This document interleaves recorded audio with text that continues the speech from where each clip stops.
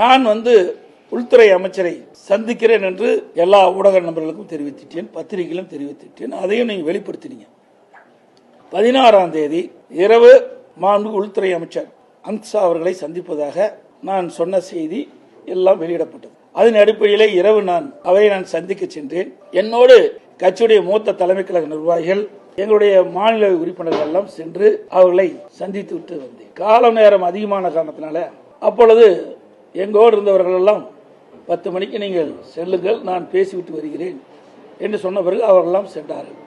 பிறகு சந்தித்து விட்டு அவர்கள் வெளியிலே சென்று விட்டார்கள். பிறகு நான் ஒரு 10-20 நிமிடம் அவர்களிடையே பேசிவிட்டு பிறகு அவர்கள் பல்வேறு பணி இருந்த காலத்தில் உள்துறை அமைச்சர் அந்த பணியை மேற்கொண்டு விட்டார்.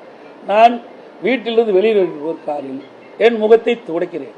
அப்பொழுது அதை எடுத்து அரசியல் பண்ணுகிறேன். வெக்கமாகவும் வேதனையாகவும் இருக்கு. தமிழ்நாட்டிலே ஊடகம் பத்திரிகையும் இந்திய நாட்டுக்கு ஒரு முன்னுதாரணமாக விளங்கக்கூடிய பத்திரிகை ஊடகம் இப்படி தரம் தாழ்ந்து இதை வெளியிடுவது எந்த விதத்தில் சரியாக இருக்கு?